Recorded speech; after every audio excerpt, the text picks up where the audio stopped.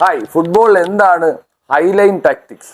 അതായത് ഈ Highline tactics പല ടീമും നന്നായിട്ട് ഉപയോഗിക്കുന്ന ഒരു ടാക്ടിക് മെത്തേഡാണ്. അതായത് നമ്മുടെ ഡിഫൻസീവ് ലൈനപ്പ് കുറച്ച് ഹൈ ആയിരിക്കും. ഹൈ ആണെന്ന് വെച്ചാൽ നമ്മുടെ മിഡ്ഫീൽഡ്, അതായത് മിഡ്ഫീൽഡിന് ക്ലോസറായിട്ട് ഒരു ഹൈ ലൈനായിട്ട് പൊസിഷൻ ചെയ്യുന്നതിനാണ് ഹൈലൈൻ ടാക്ടിക്സ് എന്ന് പറയുന്നത്. ഇതിന്റെ അഡ്വാൻറ്റേജ് എന്ന് വെച്ചാൽ കോമ്പാക്ട് പ്രസിംഗ് ആയിരിക്കും ഇതിന്റെ ഏറ്റവും വലിയ അഡ്വാൻറ്റേജ്.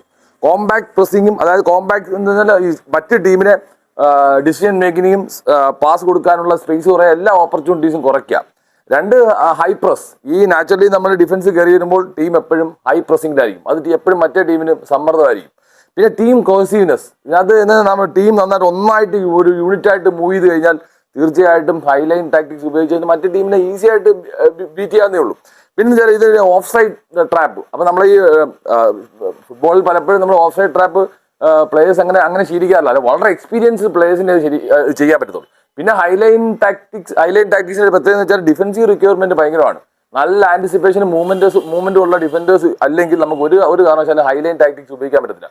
കാരണം അല്ലെങ്കിൽ ആ സമയത്ത് അവിടെ പൊട്ടിപ്പാളി പോകും. അപ്പൊ നമുക്ക് എക്സ്പീരിയൻസ് ഡിഫൻഡേഴ്സ് ഉണ്ടാവണം, എന്നാലേ ഈ ഹൈലൈൻ ടാക്ടിക്സ് ഉപയോഗിക്കും. ഹൈലൈൻ ടാക്ടിക്സ് എന്ന് വെച്ചാൽ നല്ല ഹൈ പ്രസിംഗ് ഒരു ടാക്ടിക്കൽ മെത്തേഡ് തന്നെയാണ്.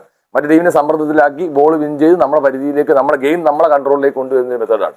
ഫുട്ബോൾ ഇനിയും വ്യത്യസ്ത വീഡിയോ കാണാം. ബൈ.